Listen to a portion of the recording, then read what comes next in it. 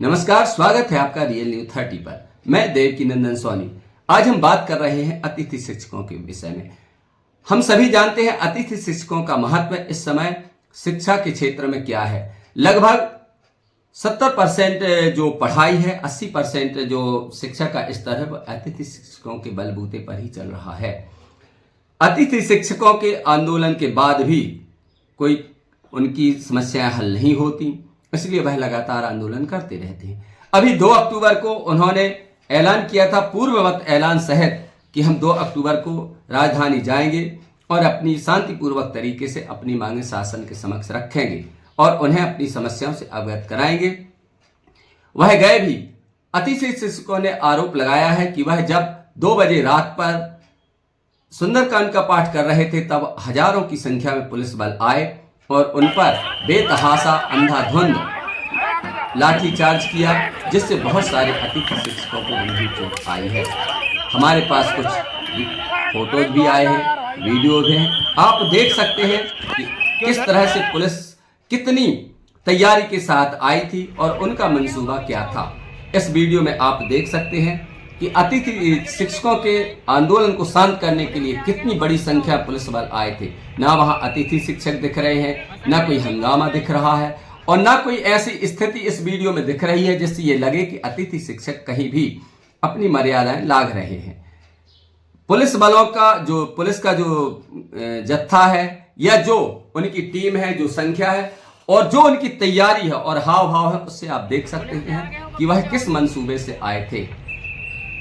और ये वीडियो, ये फुटेज भी है जिसमें अतिथि शिक्षकों की चोटें भी दिखाई दे रही हैं, जिससे समझ में आता है कि पुलिस वाले जिस उद्देश्य से आए हैं उस उद्देश्य को उन्होंने किस हद तक अपना पूरा किया। सवाल ये, इस लाठीचार्ज से बहुत सारे सवाल खड़े हुए हैं। एक तो ये कि 5 सितंबर को हम पूरे देश में अतिथि शिक्षकों या अन्य शिक्षकों के लिए शिक्षक दिवस मनाते हैं और शिक्षकों को कलम, डायरी, शाल, श्रीफल और राष्ट्रपति अवार्ड, बहुत सारी चीजें देकर ये दिखाने का प्रयास करते हैं कि अतिथि शिक्षक या शिक्षकों का हमारे समाज में क्या महत्व है, उनका क्या सम्मान है और शिक्षकों के लिए हम किस तरह की भावनाएं रखते हैं। दूसरी तरफ जब वह लाठी से आंदोलन कर रहे थे, वो भी शांतिपूर्वक तरीके से, तो उन पर इस तरह से लाठी चार्ज करना हमारी किसी और भावना को दिखाता है। भारत एक हिंदूवादी राष्ट्र है। यहां कहा जाता है कि किसी भी धार्मिक आयोजन में व्यवधान नहीं डालना चाहिए, चाहे कुछ भी हो।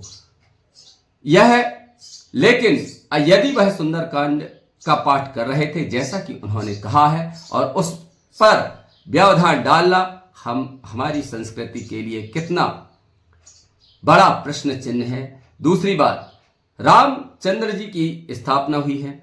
राम राज्य में कहा जाता था कि धार्मिक कार्यों को अवरोध उत्पन्न करने वाले लोग कुछ और होते थे और उन पर धार्मिक कार्यक्रम का आयोजन हो सके, इसके लिए रामचंद्र जी जैसे महामानव भी थे, भगवान भी थे। लेकिन ये कौन सा राम राज्य है कि एक शांतिपूर्वक तरीके से सुंदरकांड कर रहे हैं, अपनी समस्याएं रख रहे हैं, अपना विरोध प्रकट कर रहे हैं, तो उस दौरान उन पर लाठीचार्ज किया जाना कौन सा राम राज्य है? ये कौन सा गांधीवाद है? गांधी जी ने के अहिंसा के मार्ग पर चलते हुए जब अतिथि शिक्षक अपना आंदोलन कर रहे थे, तो यह क्या हमें ये लगता है कि हम उसी बापू गांधी के देश में हैं जहां पर आंदोलन के लिए स्वतंत्रता थी? कुछ अतिथि शिक्षक तो यह भी कह रहे हैं कि कहीं हम 100 साल आगे की जगह 100 साल पीछे तो नहीं चले गए, जब आंदोलनकारियों को दबाने के लिए सरकार का एक ही उद्देश्य रहता था कि किसी तरह से, कितनी ही शक्ति क्यों ना बरतनी पड़े, आंदोलन को और आंदोलनकारियों की आवाज को दबाया जाए, शांत किया जाए, शासन सत्ता के विरोध में कोई आवाज ही ना उठ सके। इस तरह के बहुत सारे सवाल हैं जो बुद्धिजीवियों के दिमाग में चल रहे हैं। आखिर अतिथि शिक्षकों का गुनाह क्या था? क्या उन्हें अपने मांगे रखना, अपने अच्छे के लिए सोचना, अपने बीवी बच्चों के भविष्य के बारे में अच्छा सपना देखना, क्या इतना गलत है? ऐसा नहीं है कि हमने अतिथि शिक्षकों से सवाल नहीं किए। एक आंदोलन के दौरान हमने उनसे सवाल किया था कि शिक्षक दीपक की तरह होता है जो जलकर दूसरों को उजाला देता है और अपने नीचे उस दीपक के नीचे हमेशा अंधेरा होता है, तो आप लोग अपने उस दिए के नीचे उजाला करने का प्रयास क्यों कर रहे हैं?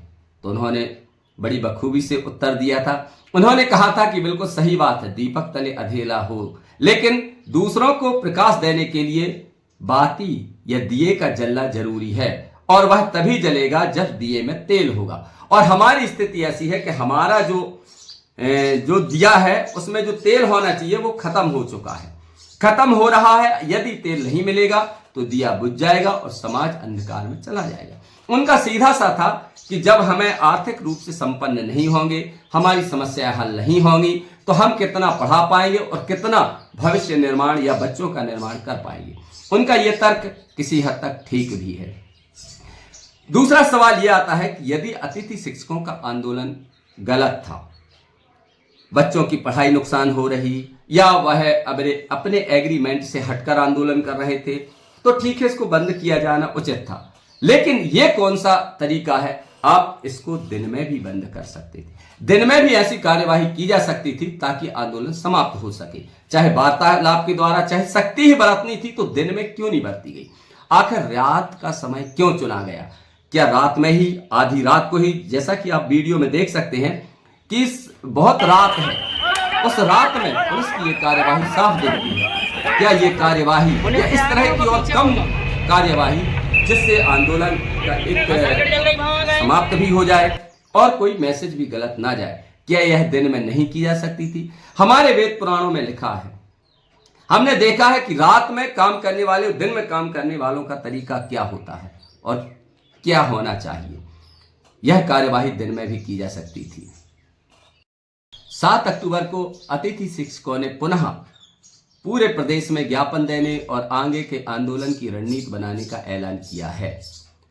7 अक्टूबर को वह पुनः राष्ट्रपति और राज्यपाल के नाम ज्ञापन सौंपेंगे, क्योंकि मध्य प्रदेश सरकार से तो उनका विश्वास ही खत्म हो गया है, इसलिए अब वह राष्ट्रपति और राज्यपाल के नाम ज्ञापन सौंपने जा रहे हैं। उनकी इस भावना को वो पंक्तियां याद आती हैं, सरफरोशी की तमन्ना अब हमारे दिल में है ना। तो अतिथि शिक्षकों का ये जज्बा, वह भी आर पार के मूड में है, कहीं से पीछे हटने को तैयार नहीं है। न सरकार पीछे हटने को तैयार है और ना ही अतिथि शिक्षक। ये मैंने पिछले वीडियो में भी बताया था कि स्थिति बहुत गंभीर होने वाली है। सवाल यह है कि दोनों की रस्साकसी में आखिर बच्चों ने क्या बिगाड़ा है? उन बच्चों का क्या, मासूम बच्चों का क्या गुनाह है जो स्कूल जाते हैं पढ़ाई के लिए? ज्यादातर स्कूलों में आधे से अधिक संख्या जो शिक्षकों की है वह अतिथि शिक्षकों की है। और जब अतिथि शिक्षक आंदोलन करते रहेंगे, अपने हित के लिए प्रदर्शन करते रहेंगे, तो उन बच्चों की पढ़ाई का क्या होगा? हार जीत किसी की हो, किसी का पक्ष सही दिखाई दे या सरकार माने ना माने, जो भी हो, लेकिन क्या उन मासूमों की पढ़ाई वापस आएगी? क्या उन मासूमों के साथ समाज, सरकार, अतिथि शिक्षक न्याय कर रहे हैं? इसका जिम्मेवार कौन है?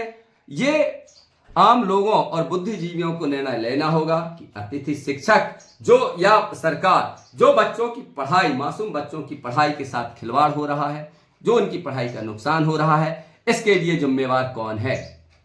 समाज के बुद्धिजीवियों को इस पर अपने वक्तव्य जरूर देने चाहिए कि अतिथि शिक्षक सही है या सरकार, और जो भी गलत है उन्हें पीछे हटना चाहिए, क्योंकि सवाल बच्चों की भविष्य का है। अतिथि शिक्षकों का तर्क है कि हम संसार के बच्चों का भविष्य बनाते हैं, तो हमें अपने बच्चों के भविष्य के बारे में सपना जो हम देख रहे हैं वह किस नजरिए से गलत है। वहीं सरकार के भी अपनी मजबूरियां हैं, अपनी समस्याएं हैं, बहुत सारी हितग्राही मूलक योजनाएं हैं, पैसे की समस्या है और एग्रीमेंट जो होता है वह भी सरकार के पक्ष में हो सकता है। लेकिन कुछ भी हो, मासूमों की पढ़ाई, मासूमों के भविष्य से खिलवाड़ नहीं होना चाहिए। एक रास्ता निकाला जाना चाहिए ताकि बच्चों की पढ़ाई व्यवस्थित तरीके से चल सके। बुद्धिजीवियों को और जागरूक लोगों को इसके लिए पहल करनी चाहिए और अपने अपने कमेंट्स शेयर कर ये मैसेज देना चाहिए ताकि जो भी गलत हो उसे अपनी गलती का एहसास हो और कोई भी आंदोलन हो गांधीवादी देश में, हमें गांधी की विचारधारा को कतई नहीं भूलना चाहिए। रामचंद्र जी के देश में राम राज्य की स्वप्न देख रहे लोगों को रामचंद्र जी के आदर्शों पर चलना चाहिए। फिलहाल इतना ही। रियल न्यूज 30 से देवकीनंदन सोनी। भोपाल में 7 तारीख को पुलिस ने बर्बरतापूर्वक लाठीचार्ज किया है, बहुत ही निंदनीय है। और हमारे पदाधिकारियों पर जो कार्रवाई की गई है वो हमारे लिए बड़ा दुख का विषय है।